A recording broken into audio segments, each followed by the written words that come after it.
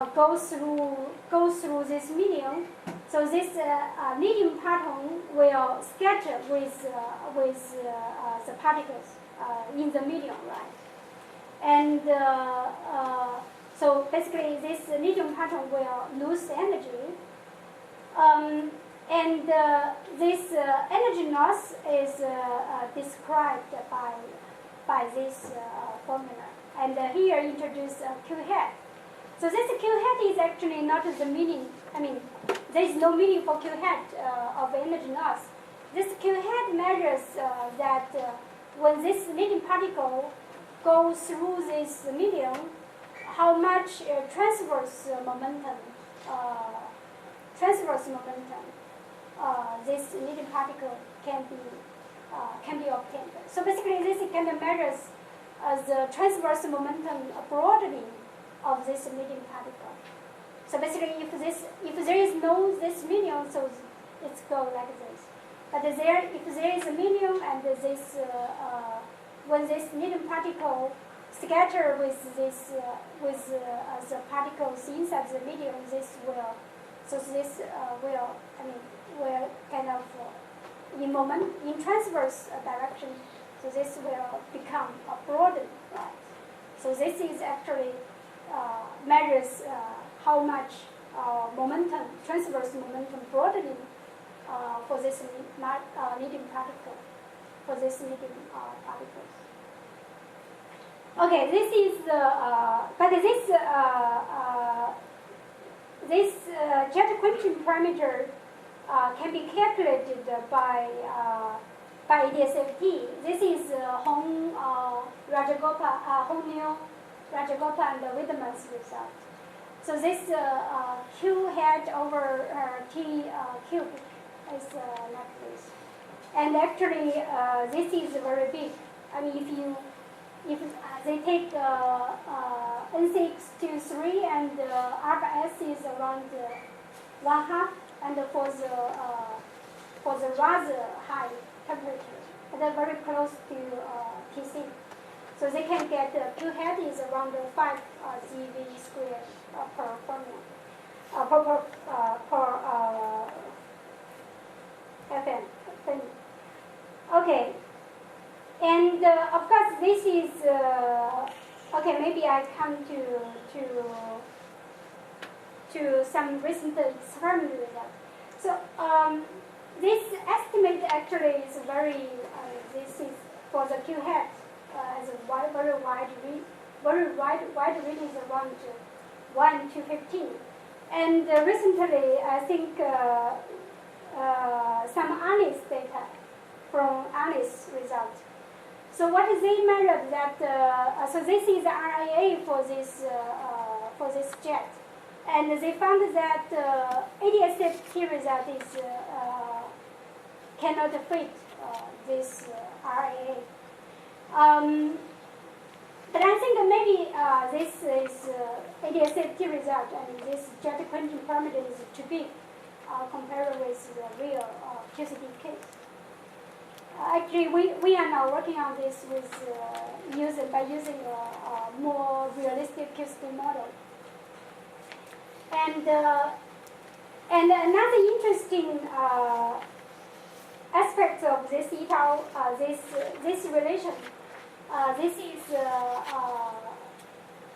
obtained in 2007 by Majunda Milner and Mei Huang, and they said that okay, maybe there is a kind of relation between this Q hat over temperature cubic with this eta over S. So maybe close to TC, eta over S has a minimum, and maybe this Q hat over T cubic will have a maximum. So this might be also very interesting physics there. So if somebody can get such a result. Okay, for Rick physics, there I didn't cover all the Rick physics result because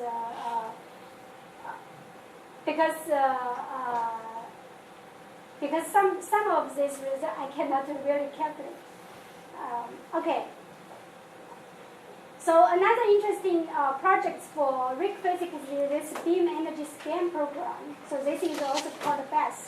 So this is the motivation of this BESS is actually to locate this critical endpoint.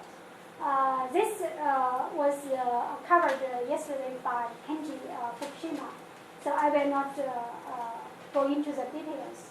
So result, of course, I mean, it's kind of low evidence, of course, at the moment for the critical endpoint.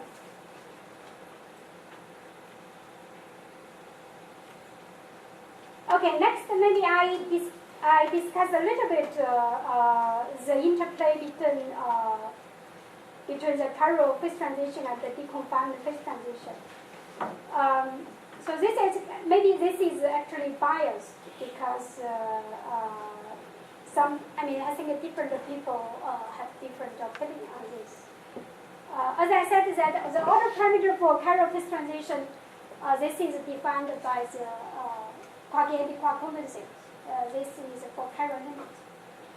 And but for deconfined phase transition, this is, okay, can you change this attachment? Okay. These order parameters, these two order parameters are defined only actually in very different limits. So one is for massless quark limit, and another is for infinite quark mass limit. So basically the energy scale is quite huge. It's huge at this.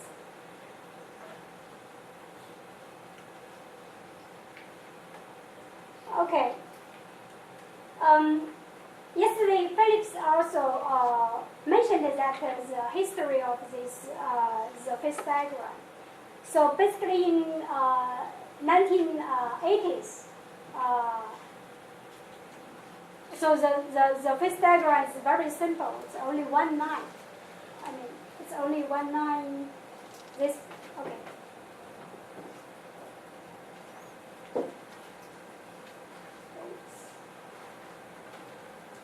Oh, it's not here.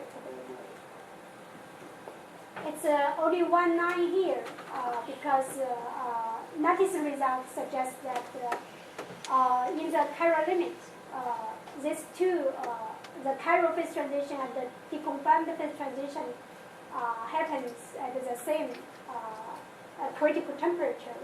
So people believed that, okay, these two phase transitions are coincidence in the whole QCD phase diagram. But of course, since getting more and more complicated,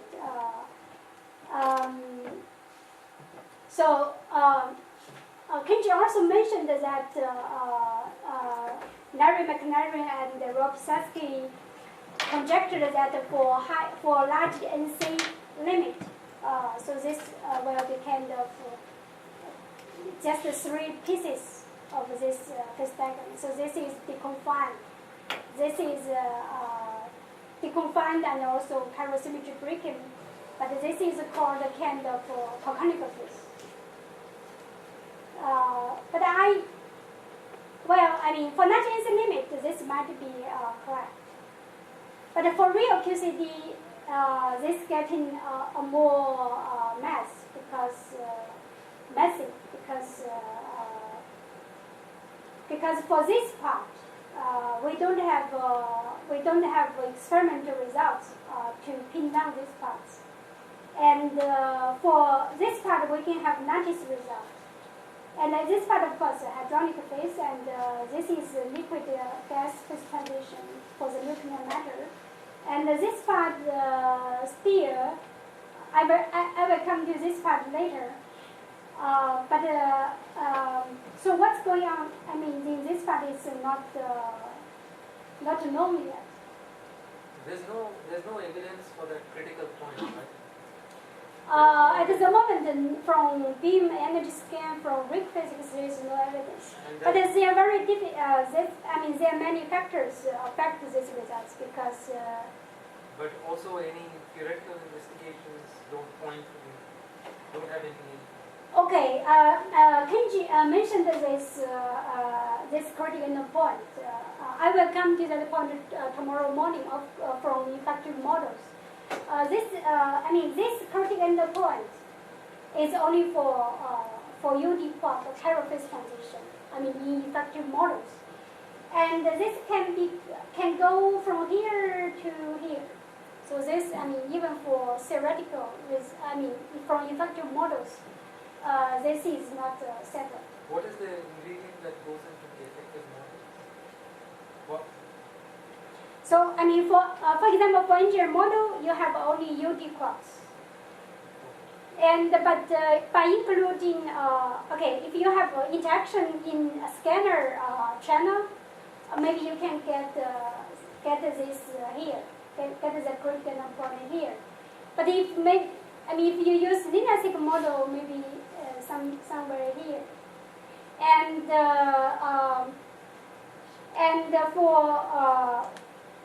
but if you include vector interaction, as Kenji mentioned yesterday, so this actually maybe kill this critical point. Well, this is very, I would say, even from effective models, this critical point is not settled. And because this can be, this critical point can be here, can be here, can be here, can be here.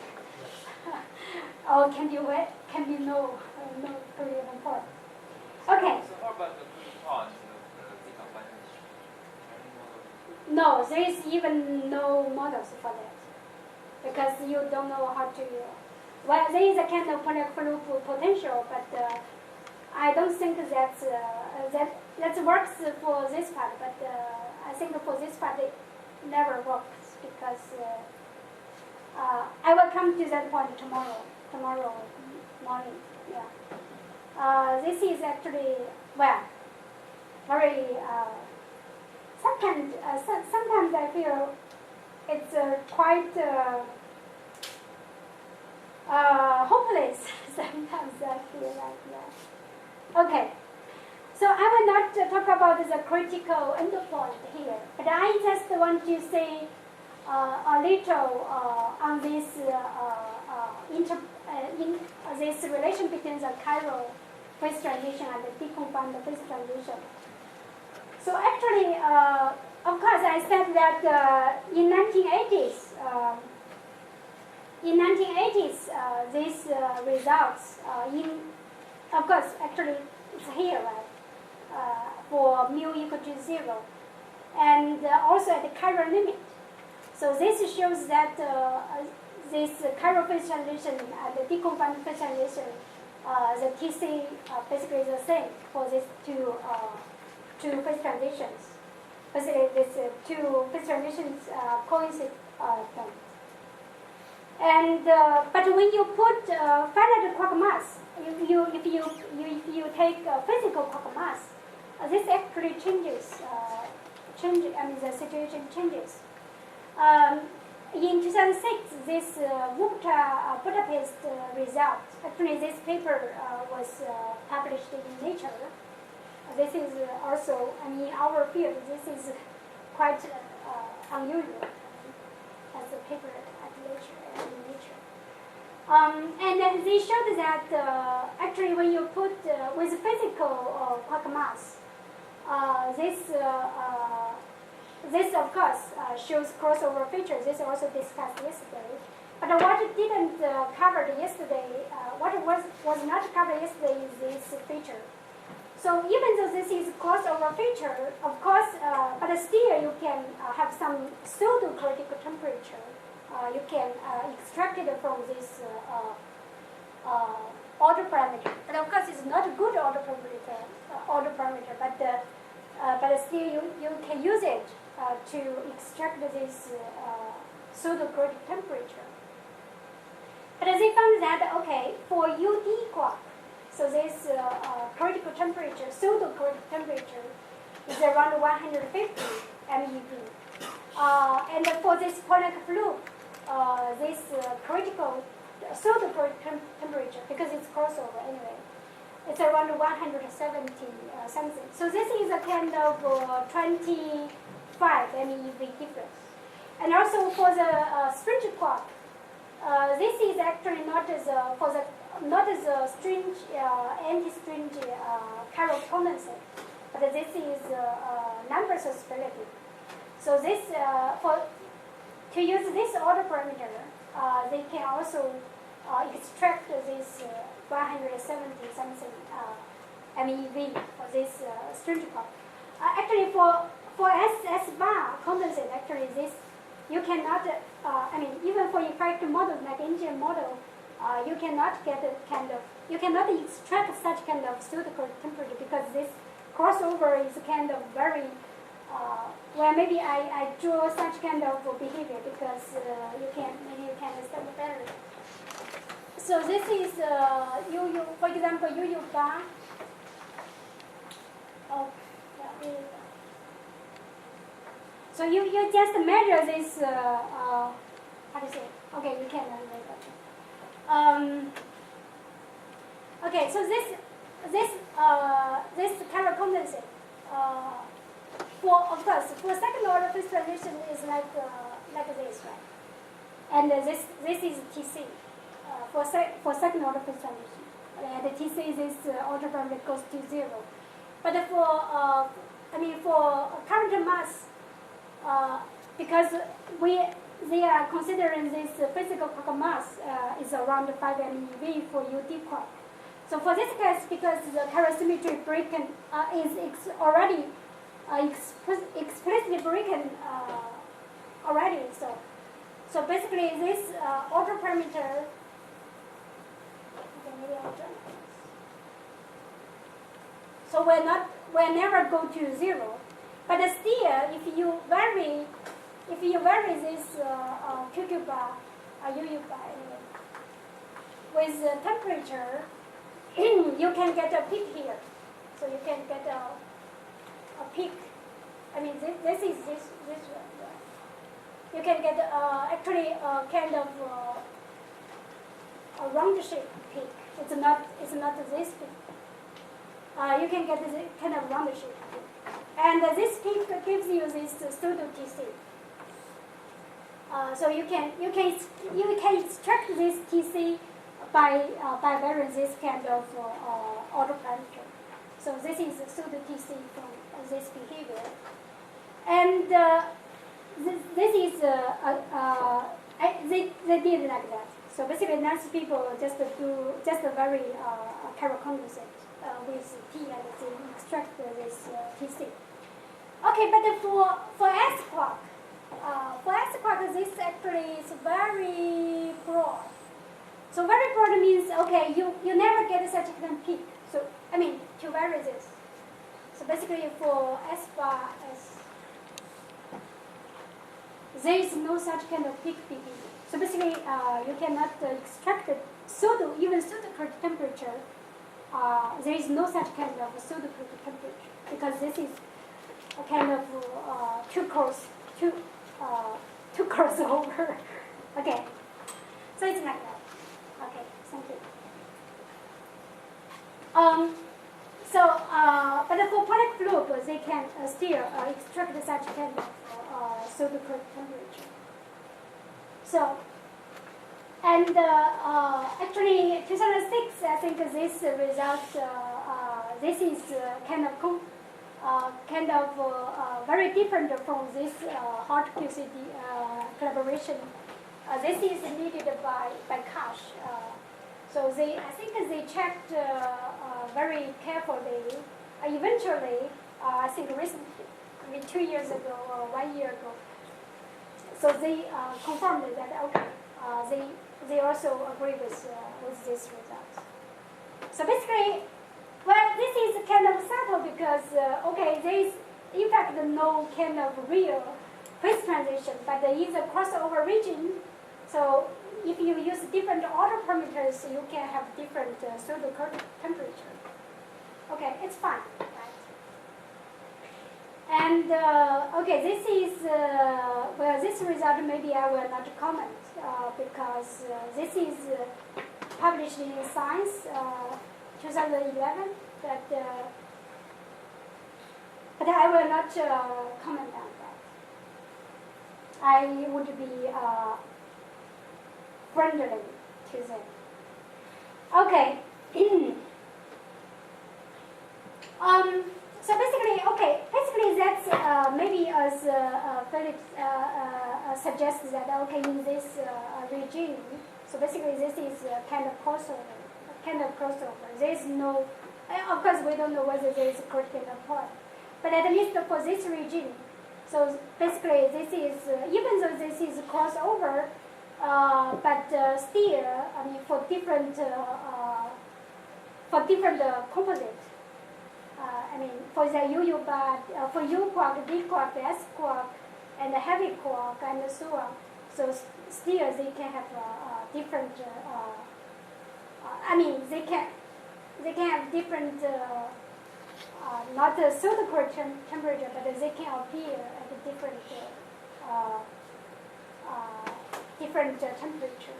So still some kind of very broad region here, I mean, for different flavors. And of course, this critical point is only for UD quark. This is, I mean, because S quark, basically we are not play games here, play role here. Okay. And Pollack fluke, actually, this behavior of a Pollack fluke is actually quite similar to this quark-Helling's phase, because for large NC limit, so this TC, so this is for the TC for deconfinement. I would say this is a kind of, I mean, for my maybe biased or personal understanding that this TC is for gluons.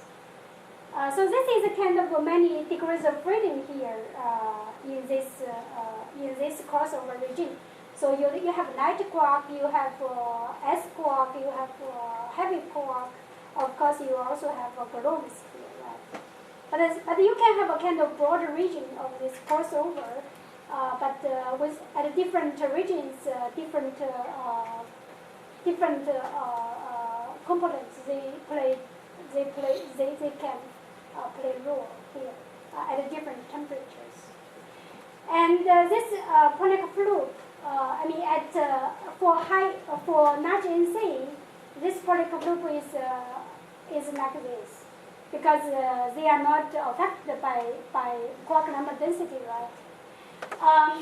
But in fact, this Pollack fluke, I mean, even for NC equal to 3, at a very high density, I mean, even though it's not like this, but still this will not, because it's gluons, right? It's gluons, so they